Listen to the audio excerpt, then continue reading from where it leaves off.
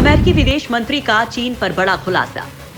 चीन ने अलेसी पर तैनात किए 60,000 सैनिक। दोस्तों, भारत और चीन के बीच पूर्वी लद्दाख की सीमा पर मई से ही तनाव जारी है।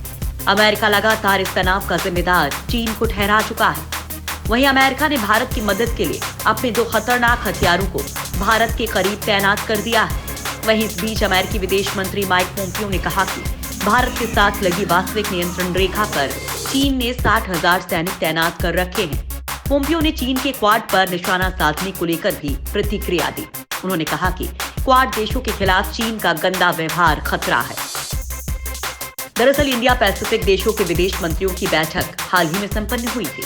इस बैठक में चीन के खतरे से निपटने को लेकर चर्चा हुई थी। इस बैठक को लेकर चीन चिढ़ा हुआ है। पोम्पियो ने टोक्यो से लौटने के बाद दगाए बिन्सन शो में कहा कि भारत की उत्तरी सीमा पर 60,000 चीनी सैनिक हैं।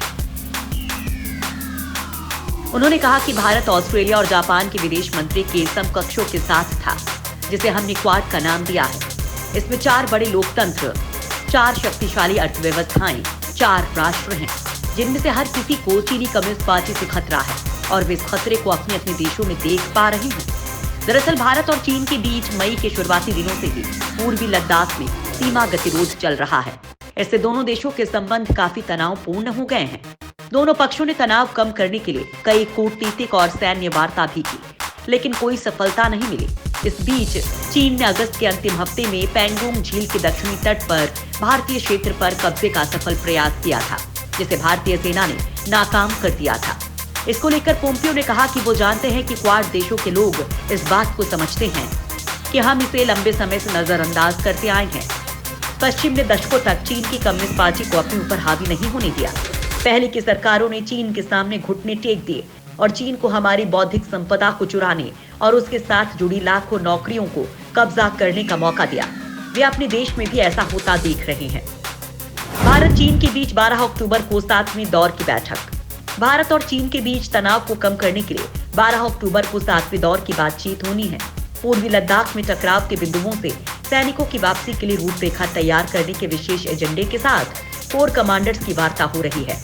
सूत्रों ने कहा कि शीर्ष सैन्य अधिकारियों ने पूर्वी लद्दाख में हालात की समीक्षा की और 12 तारीख को होने वाली वार्ता में उठाए जाने वाले प्रमुख मुद्दों पर विचार विमर्श किया है। सेना प्रमुख जनरल MM नरवणे और कई शीर्ष सैन्य अधिकारी बैठक में उपस्थित थे।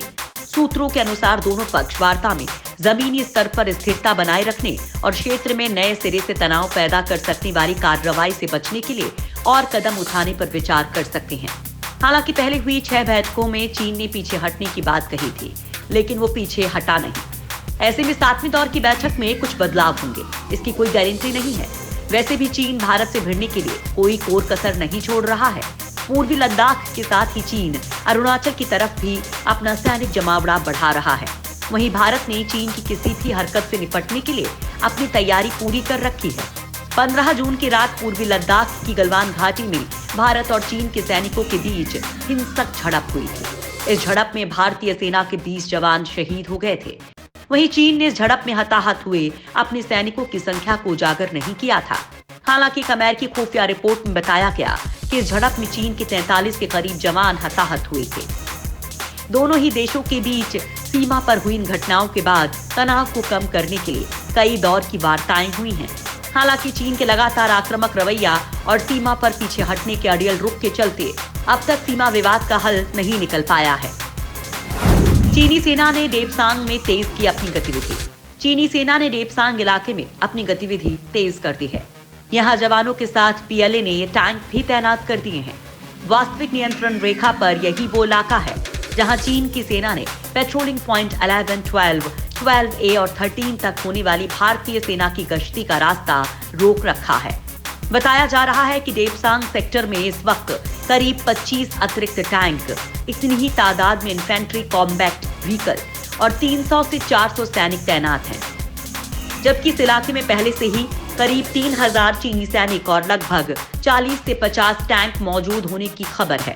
इसके अलावा इस इलाके में सतह से हवा में मार करने वाली मिसाइल, ऑटोमेटिक बंदूकें, रॉकेट लॉन्चर सिस्टम और एयर डिफेंस सिस्टम भी तैनात की गई हैं।